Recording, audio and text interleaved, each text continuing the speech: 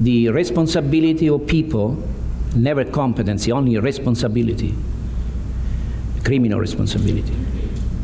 And I always do that work during my own time after my office hours. Of course. You see? Of course. Because I can do it. There is no law that prohibits me to overwork myself. Believe me, that wasn't the reason I asked the question. You know? Dr. Palermo, that was not the reason I asked the question. Okay, you're fine. I want to see, when you testify here, having been appointed by Judge Graham, if you are part and parcel of the forensic unit, or are you entirely private? Entirely private. That's all I want to know. Okay, I take time off from the forensic unit just because this is a major trial, and I don't know how much I will be paid. Certainly not $20,000 or $60,000. I don't think so, Your Honor. You won't even pay me. Dr. Palermo, you are also available to be appointed or asked to do these kind of evaluations on your own time. Correct. By the state. Correct. And you're also asked to do these kinds of evaluations on your own time by the defense. Correct. Now, when is the first time in your career did you start doing this kind of testifying? That is, the forensics testifying on the issue of responsibility. How many years ago was it? Oh, let me tell you. I'll tell you right away. Because this was a very famous case in the United States of America. Okay, when was it? And what was the name of the case? This was when I was a resident in the state of Colorado, in Pueblo, Colorado. I testified in Denver, Colorado for a period of 3 weeks. The trial was a month long. And I was on the stand for 5 or 6 hours. At that time, I was very young. And the case was a multiple murder case. Was this man who was an Italian immigrant, Arcaina the name was, had killed 5 of his relatives. That was my baptism. And you were forensics. And you were a resident. I was a resident in time. Psychiatry. Yes, yes. And you made an opinion on that person's responsibility. Yes, I made an opinion on that person's responsibility. Sure. So it didn't matter from your perspective as a psychiatrist that a resident psychiatrist or a young psychiatrist or an old psychiatrist comes into court and renders an opinion. That's okay, isn't it? I would like to say that, and I think I was forced to testify because I was also interpreting, from Italian to English. But you certainly were experienced. You certainly were experienced enough to do that. Oh, sure. I had enough experience because I knew the person quite well. Fine. Because he was in my hospital. And so in order to enlarge about this particular question, I would like to say that I do believe that it is essential for a forensic psychiatrist to be, first, a good medical man, 2, a good psychiatrist, and 3, to be exposed for a long time, or relatively long time, to forensic work. Okay. Now, since you came back in 1988, have you been doing primarily forensic psychiatry? I've been doing primarily forensic psychiatry. But at the same time, I've been teaching even psychiatry to geriatric residents, to geriatrics fellow from the Medical College of Wisconsin, and students. How many times in the course of a year do you testify in the courtrooms of Milwaukee County on the question of a defendant's responsibility at the time of the commission of the offense? How many times? I would say quite a few times. I don't know.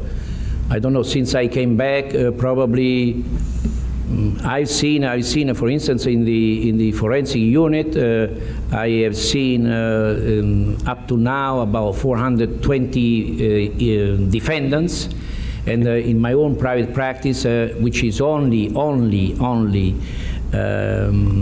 let's say, responsibility cases. I must have seen, let me say, because I go by the money I make, let's see.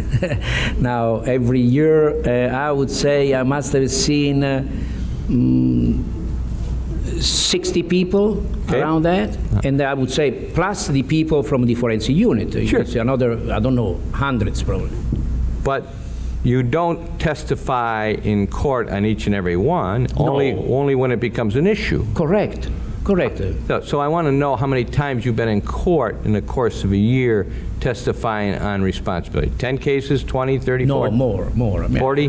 50 cases, at least 50, I would say even more. In the last year, on those 50 cases, how many times did you appear as a court-appointed expert? Okay.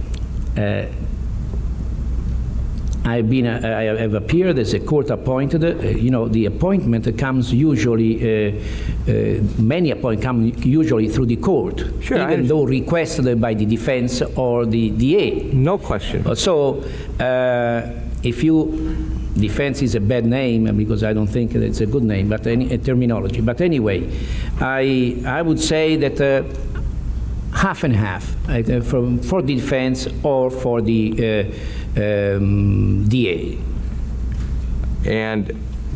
But there's also, like in this case, you're here as the court-appointed expert. Yes. So what I'm really just trying to do, Doctor, as best you can tell me, in the times that you appeared in the last year on 50 cases, how many times did you appear? I don't even know the answer. How many times as a defense expert? How many times as a state expert? How many times as a court expert? I always think when they appoint me, I think is always, I don't know, maybe 20 times he has been a court appointed. But I would like to add this, Mr. Boyer. You know me since a long time. Yes. I know you too. Yes. And no, but I mean, I have, there's nothing, I like you. Yes. The question is, you remember that I was testifying in court in Milwaukee for a period of almost 10 years. I was appointed by most of the judges we had at that particular time, from 60 to 70, amongst them Judge Coffey, Judge Steffes, Judge Shaughnessy, Judge, what's the name? Seraphim, okay, bravo. Seraphim, and I was appointed, testified in court many times. And we knew each other then. We know each other. Of course. That's where we met. Doctor, but I was a prosecutor then. Yes, correct. When you were a prosecutor. Dr. Palermo, I'm asking these questions only out of the deepest of respect. No, I know that. Right, now, I have noticed that in your report, yeah. At no time did you use the word paraphilic. I mean, that's true, is it? Correct. All right. And at no time in your report did you ever use the word necrophilic. Correct. Now, there are some things that you told us that sometimes you didn't believe Mr. Dahmer and the things he told you. Correct. Most of the time you believed him. Yes, most of the time I believed. You knew if you read the police reports. Did you read the confession before your first Yes, I read. Not before, I read the confession afterwards. Oh, okay. Okay. So when you walked in there and you started talking to Mr. Dahmer, what you had was the criminal complaint. Correct. And you started asking him, as any good investigator would, who's asking questions, as we all are when we ask questions. You started talking to him about count 1, and he said, wait a second, that isn't the first person I murdered. Correct. So right at the very beginning, he told you things that you did not know. Correct. Okay. Also because they were not in the amongst the charges against him. I understand it. You know. And you brought that to our attention. You said he stopped me and told me that isn't the first murder. Correct. Now, you told him, or strike that, before you and Dr. Friedman talked to him in January, you saw Mr. Dahmer a total of 10 hours. I yes. think you said 3.5, 3.5, and 3. Sure. I think Okay. that. Did you go through each and every murder in detail? Yes, I did, also with the help of the police complaint. You understand? Because there are some logistics that is unnecessary to question when you already have it in police complaint. Even though I did, and at the same time, I have to say, I was very much interested in Mr. Dahmer's mind. Of course. And you know. But what I'm asking you is this: the thing you're talking about was on the complaint. There were some facts that were attached to it that were his confession. Sure. And but nowhere. I mean, we all know, including the jury, what you're talking about because it was read to them to them by the court. But that's just a small part of what he told the police. Correct? Yeah. I mean, he told the police 169-page confession. Correct. Yeah. Now, that discussion that you had with Mr. Dahmer was enlightening to you as you were talking to him to find out what kind of a person he was, what he did, how he did it, why he did it, what was he thinking. That's what you were interested in. Correct. And then after you did that, you would continue to ask him questions as you thought they were important for you to be able to do your job. Pertinent questions, yes. I mean, you weren't like a police detective wanting to know each and every thing about everything he did. Let's say I wanted to know as much as I could, because you have to understand that Mr. Dahmer did not tell me things that he might have told other people, indeed. But after you left that first interview and talking about the facts, how long did it take you to talk to him about the facts that you subsequently read in the confession? Was that a couple of hours conversation? But I would say maybe more. Sure. Yeah, Took you a lot of time. Sure. And have you had read the confession, some of the things that you would have asked him would have been to, did you do this, did you do that, did you do that, right? Yeah. But because you hadn't read the confession, you had to ask him about everything, right? Logic. Sure, of course. Now, it was clear from talking to Mr. Dahmer that a pattern of behavior started showing up after he started these killings, correct? Yeah. Yeah. In other words, he would go out to a gay bar, he would wait until it was closing up, Sure. talk somebody into coming back, Sure. and then, of course, a murder would take place. I mean, a pattern started showing up on how he was doing this, correct? Not every time. Now, some Not every people were time. off the streets, Yeah. some he met on the books. Sure. But a pattern of going out and finding somebody to bring back to his apartment to destroy, right? No, to destroy, I don't know if Bad word. was that way. Bad word. To be together with, Sure. primarily. I don't think that he went out with the idea, I'm going to kill this person. I He went out with the idea of finding a partner, a sexual partner, and let me say this, to whom he promised some money, which most of the times he did not have, and of whom he was quite afraid once they would request from him not only some type of sexual behavior, but also his money. Okay, but what you were interested in and was getting an overall picture with as much detail as you thought was necessary in Correct. order for you to do your job. Logic. That's the way we go about I it. mean, if he started talking to you and kept on recounting every single day he was in the Army and how many parades he was in and what his boss in the Army was like, you said, well, that's okay, it's not important. Let me go on to something else. You decided how the conversation was to go in order for you to be assured that you had a basis for making your opinion. Correct. Most of the times I decided because I used a direct questioning. Okay, but at times the questions were open-ended, questions. So he was free to tell me. Indeed, he was many times he was very free to tell me whatever he wanted. Of course. And I have it here in my report. And I know that, and we're not gonna, you're never gonna have to refer to those, I promise you. What I want to know is that you spent 3 hours with him, and then you came back. The second time you came back, did you have to go back into the facts again, or did you pretty much know what the facts were? No, I repeated the facts again at times to clarify myself, because let me tell you, when you hear that someone kills 17 people and so on, the first thing you think as a lay person, and we are lay people anyway, even though we're professional, what do we hear? The expression, he must be crazy. Of course. Okay? Of course. Meaning by that, he should not, what has he done? Okay? So this is the normal, like common expression many people might have.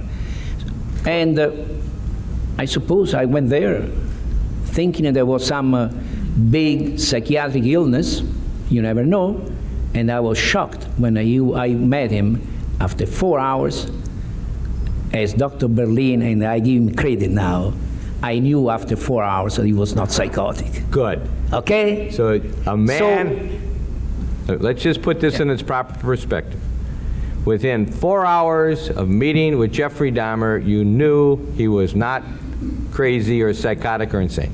Correct. Oh, that's fine. But I was not satisfied. I understand that. I went back. Good. You know, to have the certainty that I was perceiving Mr. Dahmer correctly.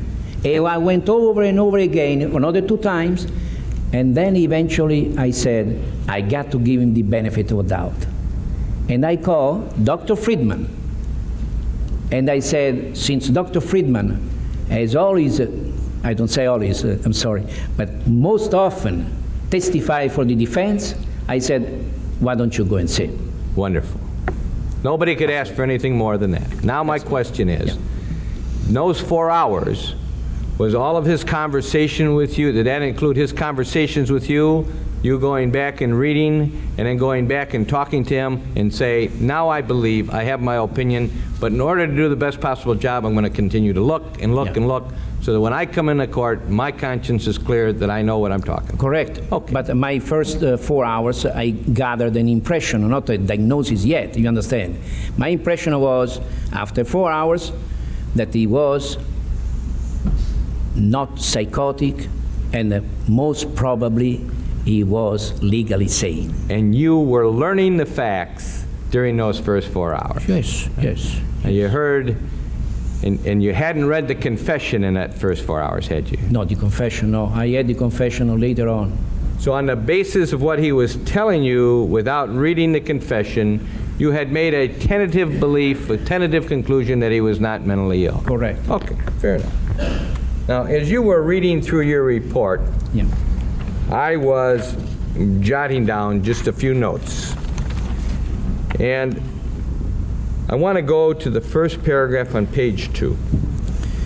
The last sentence. The examiner felt that the defendant was almost relieved to unburden his conscience of many painful memories. Yes. Did you believe that Jeffrey Dahmer, as you were talking to him at that time, was a man who had a conscience, as you used the word there? Okay. That was my impression. Okay. That was my impression. I felt that he was cooperative, that he was attentive, that he was responding in a relevant manner, that he made some remarks about what he did, that he was sorry for that. I felt at that time that he was, he felt good to get all this out. By the way, when you're talking to a man like Mr. Dahmer, what do you call him as you're sitting across the examining table? What do you call him? Mr. Dahmer is a young man. What do you call him? I call him Jeffrey. Okay. but not in public. It's all right. Whether you do it in public or not, You know. you call him Jeffrey. Yeah, I call him Jeffrey many times. He's a likable fellow. Whatever he has done, he's still a human being. And when you say that it would not be your way of testifying, when I said to you, what did you ask him then? You wouldn't say, I said, Jeffrey, where did you go? Because you don't think you would report it that way. I would not report that way because it would, if I would report that way, it would show that after reassessing the interviews with them, it would show that I would be a little bit involved with them. Let me tell you, if I would report here to the court, Jeffrey told me, I think it's poor taste. But the fact of the matter is, you found that Jeffrey, as you talked to him in private and called him Jeffrey, was not insane, that he was sane in all these murders. Correct. So you did not personalize yourself with him after you rendered your opinion, and you testified today. You call him the defendant. Sure. You call him Mr. Dahmer. Correct. But not when you were talking to him. You called him Jeffrey, of course. Obviously not. Of course. Now, I want to talk to you about the word conscience. We all know what the word conscience is. I don't know if we know, but anyway. All right. You don't think I know what a conscience is? No, you, but you said we all know. Well, I don't know if we all know. Let's hope that we're all born with consciences anyway. Actually, we develop a conscience. Tell me what the word definition, tell me the definition of the word conscience. Conscience is actually, there is conscience as awareness, general awareness of what is going around, and there is a moral conscience, which is a different thing. And the so-called moral conscience, one develops later on in life, by the age of 8, 9, 10, some people say 13, because you develop a moral social conscience. So that's what happened. When a person is claimed to be amoral, Yeah. you know, is that a legitimate word? A means without. So there are people without conscience. Yes. And how do you decide whether a person has a conscience, knows what's right from wrong, but doesn't care? Wouldn't that be amoral? What would amoral be? Amoral means that he is without any morals. In other words, he does not hold or uphold the morals that society in general upholds.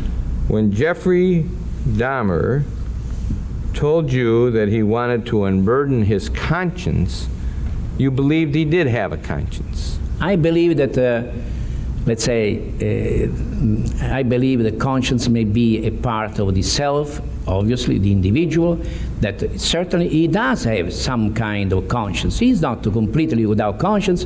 Indeed, he didn't kill everybody. He killed specific people. When he killed these 15 people, when he went out and found them out in the place where he found them to bring them back to his apartment and then got into his killing mode and ended up killing them and devouring them and ripping them apart and doing sexual things to their very bodies, he was a person with a conscience at that moment? He had a conscience. No, he didn't have any conscience in that moment. He didn't have the moral conscience, even though he was aware of what he was doing. The moral conscience is something. Morally speaking, we are told since early in life that it is not right to kill. Okay? Now, that is a part of our moral conscience. It has nothing to do with being aware or not of what we do, if we do kill or steal. Okay. That's a different thing. Doctor, the only reason I asked you is when he wanted to unburden his conscience, as you wrote in your report, you mean as he was sitting there talking to you, he wanted to unburden his conscience, that he finally, well, I shouldn't say that, that he wanted to let you know that he was sorry for what he did. Correct. That's the word. Conscience means exactly that. But when he was doing it, you're not saying that his conscience was intact and he was deliberately doing something against his conscience, being aware of what he was doing at that moment was against the moral law, are you? what he was doing at that moment Yes. was against the moral law? Yes. He knew that it was wrong. Yes, it was. He knew that. But was it a matter that he was concentrating on? Was he making a choice at that time that I'm going to do this in spite of the fact I know it's wrong? Was he making a choice? Yes. At the moment of the killing? Yes, he was at the moment of the killing, the preparation of the killing, and afterwards. He was making a choice at that particular time. I want you to go on to page 3, please. You quote Jeffrey as saying in the fourth line from the top, quote, they pulled down to the level of being nerdish, quit quote. That's what his brother told you. That's the brother told me. So his brother told him that suddenly Jeffrey became a nerd. Yeah. And what did you understand that to mean? Just some simpleton, or what do you understand by the word nerd? It means that he became involved in some kind of relationship. You know, the nerd can be, let's say, squeezed any way you want it. Now you say that David also said his brother Jeffrey was involved in streaking. What's streaking? Running around naked, you mean? Yeah, but many kids did at that time. You know, that's what I didn't consider that unusual. I reported because his brother told me. Did he tell you where he was streaking? On downtown, in the school, around the house? No, he didn't tell me. It was maybe around where they lived, but they lived in the country, so it doesn't make any difference. You know, I didn't make too much out of that. The next paragraph, and you've underlined, I was envious of other boys. At times I felt so angry that I would have thoughts of killing them. And you underlined that. That's what Jeffrey Dahmer told you. Yeah, exactly. And you said that is, I thought you said that that's not out of the ordinary. But, no, you know, we are into semantics, Mr. Boyle. Let me tell you, these kind of expressions are used by many children in order to express their resentment and hostility or whatever else. This doesn't mean the actual killing. A child who says this doesn't mean the actual killing. He says, I wish I would kill you, meaning by that, I wish you were not there. Of course. But you underline that when he was 14, that he indicated he was other boys. You've envious of other boys. You underline that. Yes, I underline. And when you said that the part that you underlined about killing them, you weren't really meaning that he was having thoughts of killing. I don't believe so. No, of course not. I don't believe so. That's what I wanted to But know. I underline because of the logical sequence of his development. Even though I think, and I want to think that he didn't have in mind to actually kill the person. There was the beginning of some, let's say, strangeness. Strange. You know, strangeness. Did you ever find out that he really rose to the weight of 290 pounds? That's what he told me. Did you believe him? Yes, because when you smoke marijuana, Okay. this is one of the side effects.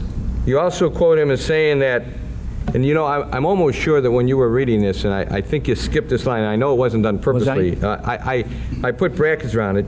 He told you, after he was telling you about his being frustrated with his father's strict demands and his mother's unpredictable and argumentative behavior with his father and with him, that he felt helpless in his desire to change his life.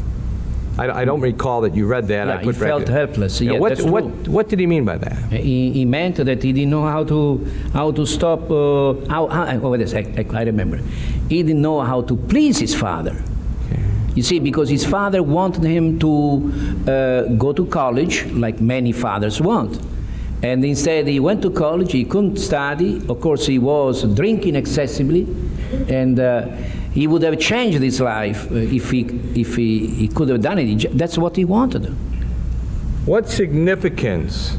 See, I always look at people's reports and say if they wrote them down, it must have been important. So that's what I'm asking this. Logic. What significance was there to your putting down, actually, you were trying to find out if he was jealous of one of his siblings, which is an important thing to know, right? Yeah, I think so. Why did you put down the significance of actually the defendant chose his brother's name according to his mother in my telephone interview with her? What significance? The significance is the following. You see, Jeffrey Dahmer was involved in killing of young people. My thought at that particular time was maybe that he resented his brother when his brother was born, like many children do, and he grew up with a certain resentment towards his brother, and maybe this might have played into his feelings towards young people, because the feelings towards young people grew up rather ambivalent. Mm-hmm. He liked them. At the same time, he ended up in killing them. Okay. So that's what the reason why I mentioned that. The mother said that he liked the brother, and he himself told me he liked his brother. Fine. And his brother likes him. I just want to know why you put it. Yeah, sure. Thanks. Now, he said to you that he didn't have, on page 4, Doctor. And same, 4, yeah. He disclaimed any romantic or non-romantic homosexual relations while in The homosexuals and so on. So you don't didn't need to be, to be a German to know that. Actually, the tourists know that. I was stationed in Germany. Okay. So you must know that. May I put on the record what I know? But listen, in I'll Germany, talk to you about all that in private. let me, Doctor. no. Permitted to answer that. No, Not been sworn as a witness. The idea is that in Germany, in many large cities, big cities in Germany, prostitution is in a specific quarters of the cities. You were in different cities than me then. Yeah, I know, but I went to the right ones. Doctor, what I want to know is why, when you're talking to someone, whether they be a Jeffrey Dahmer or Jerry Boyle or Judge Graham, you have to make a decision whether or not you're believing what they're telling you to be the truth or not. Correct? This is the duty of a forensic psychiatrist, to find out whether there is malingering. But present. Here is a man who came to you, and when you very first met him, you said to him, I want to talk to you about this first murder. And he said, no, that's not my first murder. My first murder is, as the ambassador was telling you, didn't even know about that. Correct. Now he says to you, when I was in Germany in the Army, I didn't have any homosexual experiences, and you say I find that hard to believe. Why do you distinguish? Here's a man that admits a murder to you you didn't even know about, even though he had admitted to others, but you didn't know about it, and he volunteers that. But when he says, but when I was in the Army, I didn't have any homosexual relation, how do you decide what to believe and not to believe when they tell you things? Okay. Because first of all, the first answer he gave me, actually the spontaneous statement he gave me was spontaneous, was not after one of my questions. I didn't say to him, did you do anything else? He spontaneously told me, and that may be self-serving at times. So, nevertheless, I believed it because he had data, he had facts. The second one instead, I was asking him about any homosexual activities in Germany, and he told me no. But you didn't believe him? I again say it's very hard to believe. Hard to believe, yes. Okay. He might have been that way, but it's hard to believe. The next paragraph, he says to you, quote, I had been drinking heavily. That is, quit quote. That's when he decided to come from Milwaukee to leave his father in Ohio and live with his grandmother. Did you believe that? But he has been, I believe that, because he has been arrested and jailed overnight in Milwaukee, in West Allis twice, and once in Milwaukee, by his own assertion. You see, in my reporting, whatever I reported, if I don't find any supportive evidence to what he says, I have the let's say the duty to question that. Okay. Yeah. Fair enough. When he told you that between the time of the first killing and the time of the second killing, after he came back from Ohio to live in West Allis, and he was trying to change his life, he was going to church with his grandmother, he stopped his masturbation or tried to reduce it, and it was going on for one day a week, that he was going to church, he was trying to control his drinking. Did you believe him? I believed him. Okay. Now, Made sense. Made sense that he probably wanted to change his life. was that time, during that time, those 3 years, when he was living with his grandmother and before his next homo, did you believe him when he said that he got kicked out of going back out of the bathhouse because they caught him doing that? Apparently, I believed him, and at the same time, I have corroborating evidence because he is in the police confession. Well, but, you know, the policemen are like you. They're being told things by him. That's corroborated evidence, but he's the only person corroborating that, right? I think that that's what's happening here, too. He tells the police one thing, and then you talk to him and he tells you the same thing, and you say, well, I believe him because that's corroborated because that's what he told the police. But then we have to assume that Mr. Dahmer is a manipulator of people. I understand that. But you're not suggesting up until this point where he is telling you the story that he is lying to you about the things he's telling you. No, I suppose he's trying to tell me the truth, Okay. but at the same time I think that his truth is somewhat embellished or made more ugly than it was. You know, he may have, you know, he may have also. In other words, let me say this. I ask myself a question, if you allow me.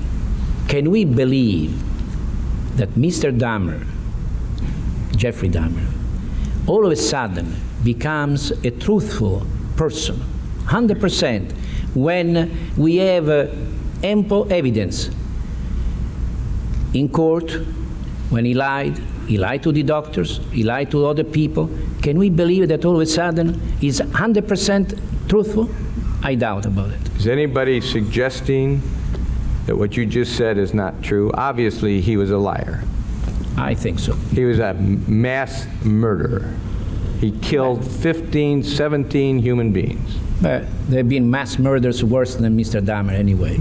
Question that I have to ask you is, did he ever lie to you about some things that really would have caused you to say, this man's a liar? He told me, he said the devil made me do it. He never said anything like that, did he? Okay. Did he? No, as long as you go into that, I'll tell you. He told me spontaneously, just, I think it was the third interview, and I was going away. He says, yeah, I believe that. Okay. So basically what you're telling us is the things that he told you relative to the murders, you didn't believe this story about trying to create zombies. Trying to do what? Create zombies? He created zombies with the potion and the pills, no doubt. I doubt about the drilling, whether it happened before or after Right. the demise of the people. So your question is not that he did the drilling, the question is whether he did it before or after death. Correct. All right, now how many of these remnants of these bodies was the drilling done on? There was 11 skulls found. Wasn't Yeah, there? I think with my, when I went to see the medical examiner, I think he reports only 4. That's right. And in the first one, he did 4 drillings. In the second one, 3. And the third one, 2. And the last one, only 1. And that was a skull with the scalp on. Did it come to into your mind when you're trying to assess whether somebody's telling you the truth, is why was he drilling only 4 of the 11 as opposed to not drilling all 11? Did you ask him that at all about that? I think that what he was doing, he wanted to keep them. They were special ones, I think. Now, And did you, just so I'm right on the chronology Yeah. of this, did you ever ask him about whether the zombie business in any of the conversations that you were with him? Did you talk to him about that? sure, I okay. did. Extensively. all right, I that's what I talked wanted to about. know. Sure. So did you ask him, did you then go back and down to the medical examiner's office and look at these skulls and then come back and talk to him again? No, I did not. Oh, I see. didn't Okay. have that. That was done after my report. All right. After my report. You never went back and confronted what's wrong with my son, and I started going through here, it might not be too good an idea for me to start making a diagnosis. Those should be done by doctors. Correct. And in spite of that, this is broken down into sections. And the sections deal with schizophrenia, mood disorders, sexual disorders, personality disorders, lots of things, correct? Sure. What the psychiatric people did in assembling this book is to group things into certain categories to help the doctors doing their job. To define. Obviously comes to help the doctors to communicate and understand one another when they talk about a certain entity, and to codify these particular illnesses. We talk about sexual disorders. Sure. They're in one section. Within that are the paraphilias. Within that is the necrophilias. Correct. When we talk about personality disorders, we are talking about the finding that you made. It has got the number 301.90, and it is called a personality disorder not otherwise specified. Correct. So if I go to the book and I go to that, tell me if I'm right or wrong, that is the absolute last noted personality disorder of 10 different kinds of psychiatric personality disorders. But is that right? Is that, I mean, is my... I think 10 is too many. There are some. Well, I don't want you to have to list all of them, but there's a number of different kind of personality disorders. Sure. And the last one is the personality disorder not otherwise specified. Correct. Now, is it safe to say that the not otherwise specified is kind of a catch-all where you can't put it into a specific personality disorder? You say it's a personality disorder, so you're going to group it in the not otherwise specified, and that's exactly what it means. There's not a specific personality disorder for what you've seen. Indeed. So it is a personality disorder not otherwise specified because the individual suffers, the individual's manifestation are multiple, not one. No one of these manifestations is the one. Otherwise, it would have gone into the other type specific personality disorder. What happens in the other personality disorders, if you're talking about a dependent personality disorder, sure, a compulsive obsessive personality disorder, what they do to assist the doctor is to list a number of things and say, you know, if you find 3 or 4 of these 10, the person you're talking about or sure, looking for is in this category. Yes, correct. Is that true? Yeah, 3, 4, 5, depends, but... they tell you how many you should find before you do it. Yeah, I know, but as a psychiatrist, you follow your judgment. You don't follow just that Bible. By the way, you know that there is in July, there is another one of these coming out. It's called DSM-3-4 revised. Probably, as we grow in the science, there will probably be more in the future. Sure, they are going to make another one. Okay. One of the things that you said that you found as part of this personality disorder in Jeffrey Dahmer was that he had sadistic character traits. Yeah. Now, sexual sadism is a paraphilia, is it not? Sexual sadism is a sexual deviation, alias nowadays paraphilia. Okay. Yeah, sure. And if I were to go to the paraphilias and say to you, Doctor, is Jeffrey Dahmer a paraphilic sexual sadist, what would your answer be? What I would answer? I wouldn't follow the book the way you do, because it looks like this is a lottery. Does he have 2 or 3 of these features, or does he have one? That's not the way to describe a disease. I didn't ask you that. I asked you, is he a sexual sadist? I believe so. So- I believe that he classifies as a sexual sadist on the basis of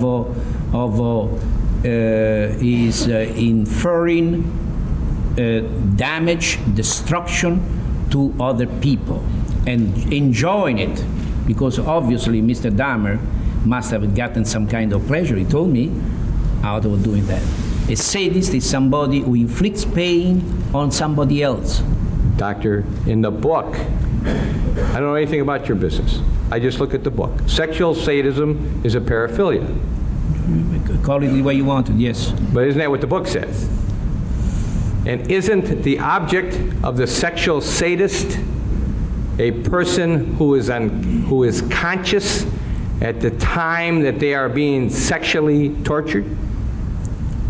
Not. You see, this is what the book says. Okay. This is what many people say. But you see, the worst sexual sadism may be the inflicting some kind of destruction on a dead body. That's the utmost of sadism. I agree that it's a sadism. I just want to know if it's the paraphilic sexual sadism. Besides, Mr. Boyle, I didn't say that he was a sexual sadist. I said he had sadistic features. Sure. Features are a part of it. understand. You know, features are a part. Like a building is built of many different things. One question before we break for lunch, Yeah. if that's all right, because I'll be going into something else. Doctor, it was my belief as a layman reading that book that a person who is a sexual sadist operates on somebody who's conscious when they are doing their sadistic behavior. I would say most of the times you're right, but that does not mean that. See, the entire behavior of Jeffrey Dahmer is sadistic. I agree with that. No, more sadistic than that. I don't know. Absolutely. But if every person that Jeffrey Dahmer harmed, Yeah. and we know who he harmed, were unconscious when he harmed them, that is, they were unconscious, they were not aware of them being harmed, sexually or otherwise, would he still be a sexual sadist? I would say so. Not only that, but there is another feature of sexual sadism here, that he wanted to make them, as you say, unconscious, to dominate them. To dominate. And dominating another person is basically sadism. Would you agree that the diagnostic criteria for a sexual sadist called sexual sadism, which is a paraphilia, is that these acts are always done with conscious people? That's what the book says. Good. Okay? But I said sadistic features, which is it is not. Otherwise, I would have called him just a plain sexual sadist. I called him a mixed personality disorder with sadistic features, obsessive compulsive features, and many other features, borderline features that we can discuss. But he has many of these features. He's a very complex man. The majority of pure sexual sadists don't do what he does, most of what he did. The majority of obsessive compulsive people don't do what he does. There are many people that have this type of disease entities, let's call it. They don't kill people. They go to work every single day. They are bothered by their obsessive compulsive behavior. They may be borderline. They work. They don't work. You know, this is what he has done. It's so complex that even though non-psychotic, even though legally saying he is worse than the worst disease that is schizophrenia. Let me ask you before we break for lunch one question. If Jeffrey Dahmer showed signs of hallucinations, showed signs of delusions, Yeah. and did every single thing that we know he did, would you consider him